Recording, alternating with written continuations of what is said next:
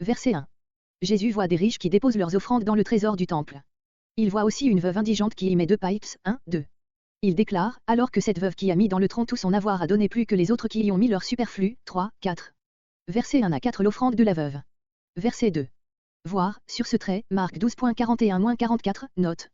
Cet évangéliste rapporte qu'avec ces riches, il y avait une foule de gens qui, en sortant du temple, mettaient leurs offrandes dans le trésor. Au milieu de cette foule, le regard de Jésus pénètre les dispositions des cœurs. Verset 3. Plus que tout. Dieu a une autre manière de compter que les hommes, parce qu'il regarde au cœur. Verset 4. Disette, déficit, son avoir ne suffisait pas pour ses besoins. L'amour ne calcule pas, la foi compte sur Dieu pour l'avenir. Une telle conduite ne s'imite pas, Dieu l'inspire. Verset 5. L'occasion du discours. Comme on vantait en sa présence les pierres et les ornements du temple, Jésus prédit sa destruction complète. Les siens lui demandent alors quand cet événement aura lieu et quel en sera le signe précurseur, 8 à 7. Les faux Christ. Jésus met ses disciples en garde contre les séductions de ceux qui se donneront pour le Messie venant en son règne, émoticône n'en croyant pas ses yeux, cataclysmes sociaux et physiques. Jésus rassure les siens en prévision de ces bouleversements, ils n'amèneront pas aussitôt la fin, celle-ci sera précédée par des guerres, des tremblements de terre, des famines, des pestes, des signes dans le ciel, septembre 2011. Les disciples persécutés. Le premier et principal caractère de ces temps, ce seront les persécutions. Elles seront exercées par les autorités et offriront aux disciples une occasion de rendre témoignage à leur maître. Celui-ci leur donnera une sagesse à laquelle les ennemis ne pourront résister, ils n'auront donc pas à préméditer leur défense. Ces persécutions seront provoquées encore par l'inimitié de leurs proches. Le nom de Jésus excitera contre eux une haine universelle. Mais Dieu les protégera efficacement, et, par leur patience, ils sauveront leur âme, décembre 2019. Le discours prophétique. Versets 5 à 19 l'avenir du monde et de l'Église. Voir, sur ce discours prophétique, Matthieu 24, Marc 13, note, et comparer Luc 17.20-37, note. Quelques-uns des disciples font observer à Jésus les belles pierres, comparer Marc 13.2, note, et les offrandes dont le temple était orné. Ce dernier mot est particulier à Luc.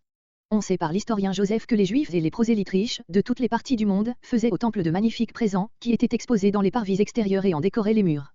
Le plus remarquable était un CEP de vigne en or, d'une grandeur colossale et qui avait été offert par Hérode le Grand. Verset 6. Comparez Matthieu 24.2, première note. Codex Sinaiticus, B porte, il ne sera laissé ici pierre sur pierre. Verset 7. Dans Marc et dans Luc, la question des disciples ne concerne que le temps de cette destruction du temple et le signe auquel on en reconnaîtra l'approche.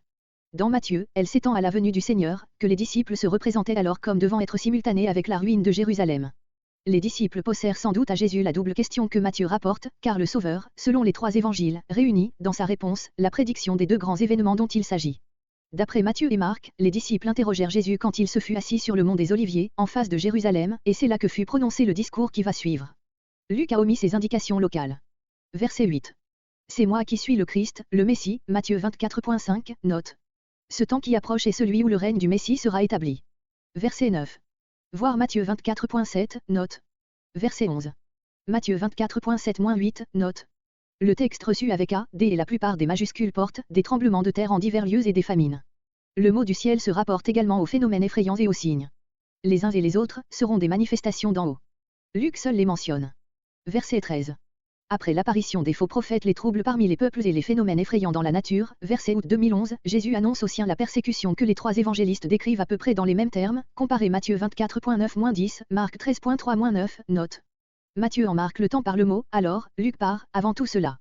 En effet, la persécution, surtout de la part des Juifs, commença bien avant la ruine de Jérusalem. Luc ajoute que ce sera pour les disciples l'occasion la plus favorable de rendre témoignage à la vérité, verset 13, pensée qui devait être pour eux un puissant encouragement, ils ne tardèrent pas, acte 4.8, acte 5.29-41 et ailleurs, comparez Philippiens 1.12 et suivant, à en faire l'expérience. D'autres traduisent, cela vous servira de témoignage, ils interprètent cette idée en disant soit que la fidélité dont les disciples feront preuve confirmera leur foi, soit que leur innocence sera reconnue par ces tribunaux. Ces explications sont peu naturelles et la traduction est moins conforme au grec qui a littéralement, cela aboutira pour vous à un témoignage. Verset 15. Cette promesse que Jésus avait déjà faite aux disciples, Matthieu 10.19-20, note, Luc 12.11-12, il la leur fait entendre encore dans ce moment solennel, où il ouvre à leur regard la douloureuse perspective des persécutions qu'ils auront à subir. La bouche est l'image de la parole dont elle est l'organe, d'une parole rendue puissante par l'Esprit de Dieu. Ce même Esprit leur donnera une sagesse à laquelle les adversaires ne pourront résister, acte 6.10, et dont ils ne pourront contredire les déclarations. Avec quelle majesté divine Jésus annonce qu'il accomplira lui-même cette promesse, car moi, je vous donnerai. Il parle au point de vue de son exaltation, il sera donc tout présent au milieu d'eux. Bengel. Verset 17. Matthieu 10.21-22, note, Marc 13.12-13, note. Quelle douloureuse aggravation dans les souffrances des témoins de Jésus-Christ, que celle d'être livrés par les membres même de leur propre famille, les parents sont ici les pères et mères, et d'être haïs de tous. Jean 15.20-21. Verset 18.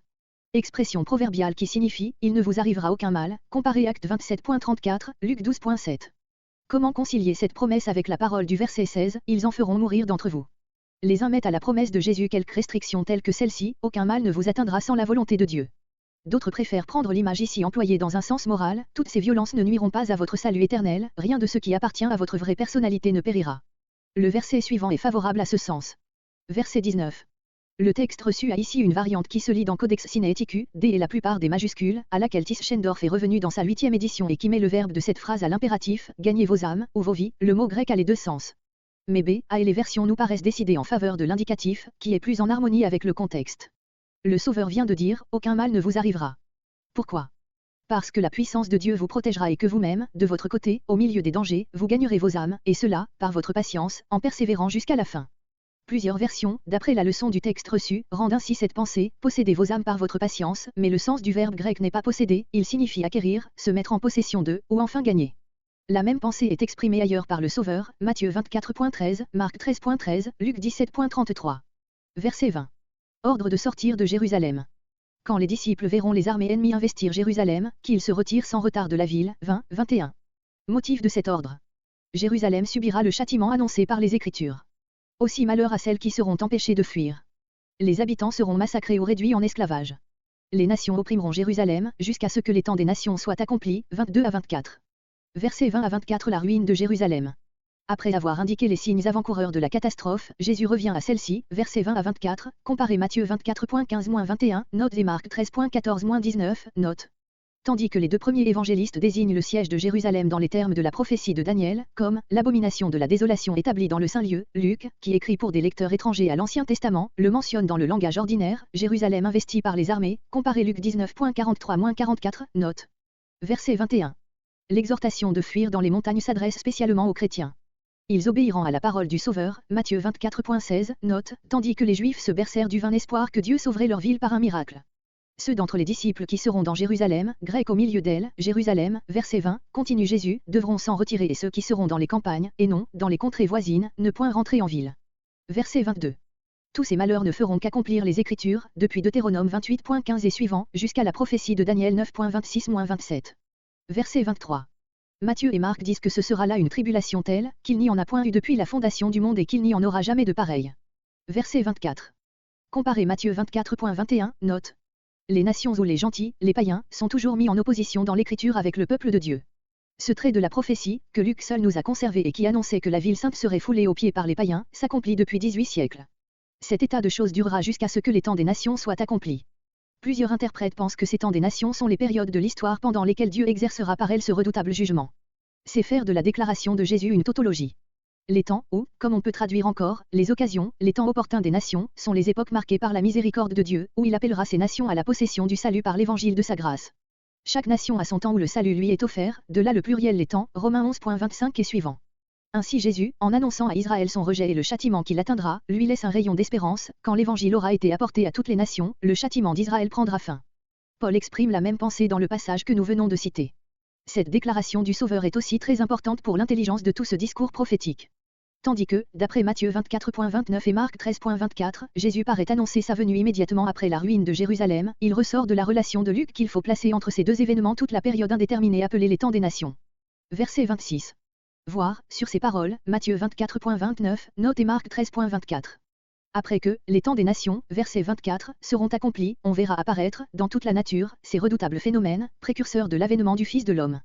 Luc les décrit d'une manière plus saisissante encore que les deux premiers évangélistes, il en dépeint les effets terribles, l'angoisse des nations qui ne savent que faire, grec, dans un état sans ressources, dans la perplexité, au bruit de la mer et des flots, Codex Sinaiticus, B, A, C, conséquences et emblèmes des bouleversements cosmiques, les hommes rendant l'âme de frayeur à l'approche des jugements de Dieu, comparez Joël 2.10, Joël 3.15-16, Ésaïe 34.11, AG 2.6.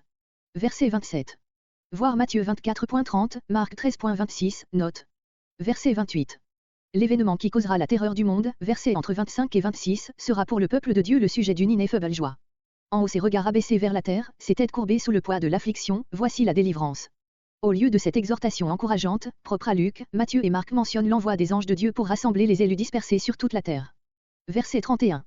Voir, sur cette parabole, Matthieu 24.32-33, note, Marc 13.28-29. Les deux premiers évangiles ne parlent que du figuier, Luc, qui connaissait moins bien la Palestine, ajoute, et tous les arbres. Or, la plupart des arbres de la Palestine ne perdant pas leurs feuilles en hiver ne peuvent guère servir à marquer la différence des saisons. Félix Beauvais Voyage en Terre Sainte, 7e édition, page 272.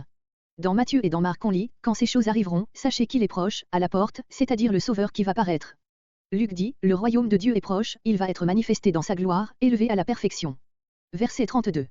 Luc, aussi bien que les deux premiers évangélistes, place cette déclaration dans une partie du discours qui traite de l'avènement du Sauveur, tandis que, selon son sens évident, elle ne peut concerner que la ruine de Jérusalem, qui eut lieu en effet, du vivant de la génération d'alors.